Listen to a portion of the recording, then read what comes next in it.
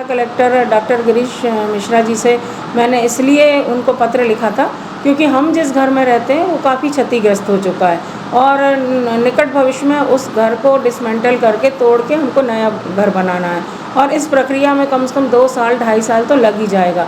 तो ऐसी स्थिति में अभी सभी जानते हैं कि पिछले 10 महीनों से मैं बालाघाट शहर के वार्ड नंबर 32 में जो हमारी पूर्व विधायक हैं सुश्री हिना कावरे जी, उनका निवास स्थान है और उन्होंने बहुत ही सहृदयता से हमें अपना घर दिया हुआ है और उनके घर में ही मेरा विधायक का कार्यालय भी चल रहा है। चुनाव भी हमने वहीं से लड़ा, उनके ही घर से। और अभी भी हमारे जो सुरक्षाकर्मी हैं, हमारे जो कार्यकर्ता गण हैं, जो दूर दराज से आते हैं वो वहीं पर रुकते हैं और वहीं से हमारे पूरे जनता से मिलना जुलना, उनकी समस्याओं के लिए प्रयास करना, कंप्यूटर में उनके लिए पत्र बनाना, ये सारा कुछ काम वहीं पर होता है। तो ऐसी स्थिति में मेरे पास कार्यालय के लिए कोई अन्य जगह है नहीं और क्योंकि सुश्री हिना कावरे जी का घर अब 10 महीने हो गया तो हमें कायदे से अब उनका घर खाली कर देना चाहिए एक मानवता के नाते। तो अब हमको ऐसी स्थिति में कार्यालय के लिए भी जगह नहीं थी कहीं, तो कार्यालय के लिए ही हमने इस बंगले के इस सरकारी आवास के लिए हमने मांग की थी और यहाँ पे हमारा सरकारी कार्यालय विधायक कार्यालय ही चलेगा, जनसंपर्क कार्यालय रहेगा ये बालाघाट विधानसभा क्षेत्र के। और सभी ज़िले के जो भी हमारे सम्मानीय नागरिक बंधु, मेरी माता बहनें आएंगी जो भी समस्याएं लेके, उनके समाधान का मैं प्रयास करूंगी। और हमने कभी भी अपने पद का दुरुपयोग नहीं किया, जैसा कि आप जानते हैं। मेरे पति आप सबके जाने पहचाने नेता, बालाघाट ज़िले के क्रांतिकारी नेता आदरणीय मुंजारे जी भी 3 बार विधायक रहे हैं परसवाड़ा क्षेत्र से और 1 बार सांसद रहे हैं। लेकिन आप लोग याद करिए, उन्होंने कभी किसी सरकारी आवास की ना कभी मांग की थी, ना वो कभी सरकारी आवास में रहे।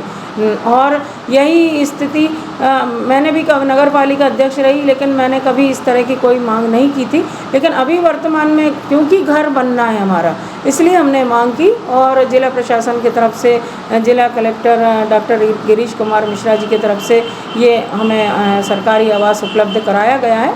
तो यहाँ पर विधायक कार्यालय खुलेगा और विधायक कार्यालय में बैठकर हम जन समस्याओं का समाधान करेंगे।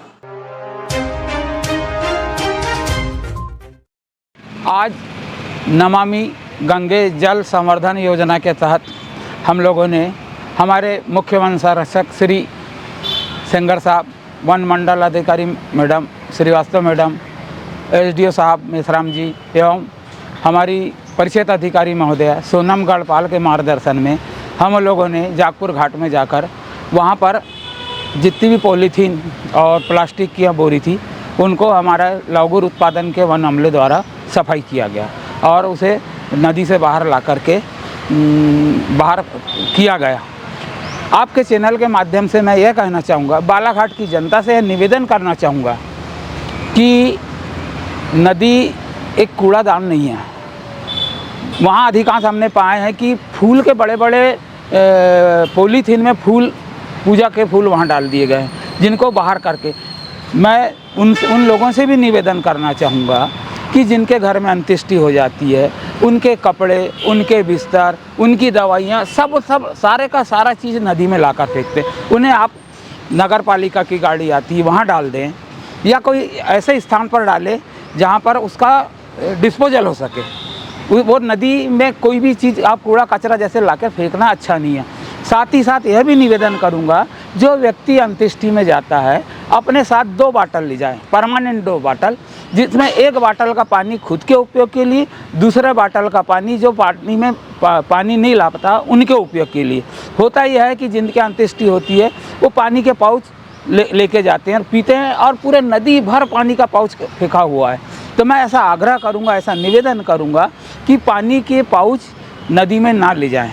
उसका क्योंकि प्लास्टिक सड़ती नहीं और उसका मृदा संरक्षण और में काफ़ी ये रहता है, तो प्लास्टिक का उपयोग ना हो, ऐसी मेरी बालाघाट की जनता से निवेदन है। हमने आज वार्ड नंबर 1 में, जो हमारा ढीमा टोला का इलाका कहा जाता है, यहाँ पर हमने स्कूल के प्रांगण में 11 पौधे लगाए हैं, जिसमें सभी ज़्यादातर पौधे औषधि युक्त पौधे हैं। आम, नीम, गुलमोहर का पेड़ है और आंवला, आंवला भी हमने लगाया है। और यहाँ पर हमारे जागरूक जो हमारे वार्ड के जो पार्षद के प्रतिनिधि हैं श्री अनिल सोनी जी, जो नगर पालिका के उपाध्यक्ष भी रहे हैं, और हमारे बीच में योगराज लिल्हारे कारो भैया भी यहाँ मौजूद हैं जो वार्ड नंबर 2 के पार्षद हैं, और इस वार्ड के सभी जागरूक नागरिक हमारे साथ में मौजूद हैं। और हमारे महेश सहारे जी जो कांग्रेस के नेता हैं और आदिवासी ग्वारी समाज के जिले के प्रदेश के अध्यक्ष भी हैं, तो ये सब हम लोग यहाँ पर मौजूद हैं। और हमारा आम जन से यही निवेदन है कि हम अपनी पर्यावरण की सुरक्षा हमको खुद करना पड़ेगा। हमको सरकार की तरफ देखकर सरकार को दोष देने से काम नहीं चलेगा। जब तक हम इन पेड़ पौधों को संरक्षित नहीं करेंगे, हमने लगा तो दिया है और मैंने मेरी महिला बहनों से कहा भी है कि आप लोगों की अब जिम्मेदारी है, खासकर भाइयों की तो है, लेकिन मुझे पता है कि महिला बहनें हमारी बहुत ज़्यादा जिम्मेदारी से इस कर्तव्य को निभाएंगी। तो मैंने आपसे अपील की है कि आप सब लोग इनको बचाएं। हमने पौधारोपण कर दिया, लेकिन जनरली हम देखते हैं कि लोग फ़ोटो खिंचाने के लिए मीडिया में दिखने के लिए वृक्षारोपण के कार्यक्रम में शामिल होते हैं और उसके बाद उस पौधे की सुध भी नहीं लेते। लेकिन मैं ये यहाँ पर खड़े होकर आप सबसे वादा करती हूँ, प्रॉमिस करती हूँ कि मैं बहुत जल्दी फिर आऊँगी देखने के लिए कि हमारे पौधे कितने बड़े, कितने अच्छे से संरक्षित हैं। और मेरी महिला बहनों से अपील है कि 15 अगस्त को मैं देखूँगी कि कितने हमारे पौधे अच्छे से बन पाए, तैयार हो पाए, और ऐसी स्थिति में हम उनको प्रोत्साहित करेंगे और जो भी सम्मान हमसे बनेगा हम उनको देंगे जो हमारे पौधों को बचाएगा। तो हम कहते हैं ना, जल है तो जीवन है और पर्यावरण है तो भी हमारा जीवन है, क्योंकि पेड़ हमसे कुछ नहीं मांगते।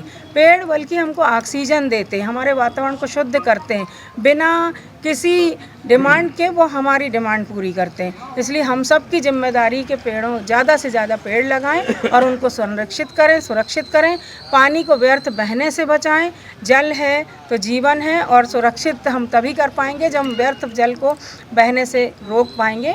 तो कुल मिला के हमारा यही उद्देश्य है कि हम सब लोग एक जागरूक नागरिक की तरह पर्यावरण की सुरक्षा के लिए, संरक्षण के लिए बेहतर से अच्छा काम कर सकें और अपने एक जिम्मेदार नागरिक होने का परिचय दें।